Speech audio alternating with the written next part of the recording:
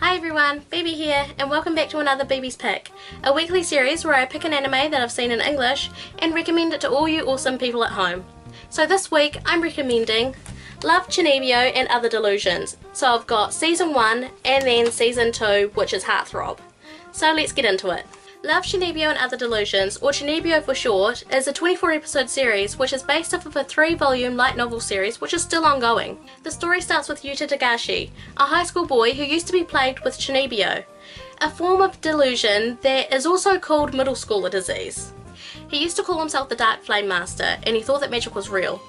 He now cringes at the thought of his past self, and he moved to a different city so then he could go to a different high school, and that way he wouldn't have to interact with his past peers, and so he was far away from his previous middle school. On the first day of his new life at a new high school, he uttered those embarrassing words without realizing that someone was watching. Later that day, he meets a girl named Rika Takanashi, who has a bad case of Chuunibyo. She wants to befriend the Dark Flame Master, and because she now knows his deep dark secret, Yuta is now in a very sticky situation, a predicament that he never thought that he would be in at the start of his high school life. So the story of the two begin there. This is a light-hearted comedy romance series made by Kyoto Animation in 2011. It was released in 2012 in Japan and then with a dub later that year. This series also has 2 OVAs, a movie, and a 6-episode webisode series which was uploaded to YouTube. The webisodes are 6 minutes per episode and are on the special features of the first season's Blu-ray. I am in absolute love with this series. The animation is golden moe blob goodness, and the dub is one of the best that I've heard by far.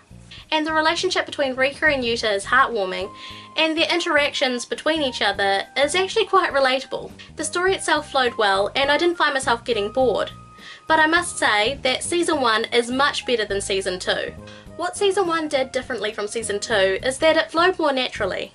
Rika was much cuter in the first season, and her goofy charm was dulled down in the second, which I found was a real shame because that's one of the things that I loved the most about Rika, is just how goofy and cute and adorable and charming she is.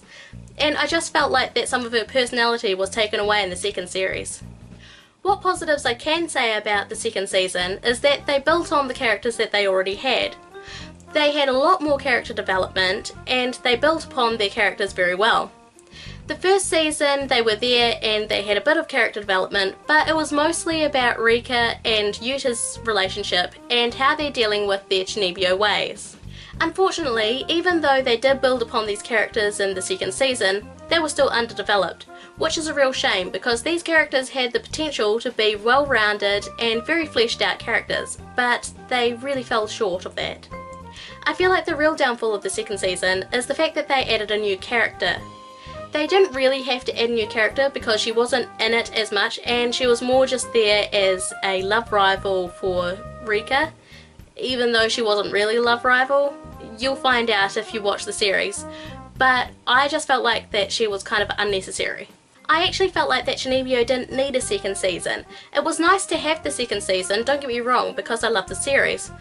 But even with the inclusion of Season 2, this series is a very well-rounded series and is very enjoyable. So all in all, I'd highly recommend anyone watch this if they enjoy slice of life, romance, or just enjoy moe blobs in general. This anime feels like a lot of Kyoto Annie's work, so if you enjoy series like K-On!, Lucky Star, or The Melancholy of Haruhi Suzumiya, then I think that you'll really enjoy Chuunibyo, and I highly recommend that you go and have a look at it if you haven't seen it already. For Region 1, which is USA and Canada, the distributor is Sentai Filmworks. You can find the DVD and Blu-rays on their website. For Region 2, which is Europe and the UK, the distributor is Anime Online. You can find the DVDs and Blu-rays on their website. And lastly, for Region 4, which is New Zealand and Australia, the distributor is Madman. You can find the DVD and Blu-ray on their website. And that was Bibi's pick, Chuunibyo. What do you think of this series? Have you seen it? And do you just love Rika? I know that I do. Leave all your comments down below. I'm looking forward to reading them all.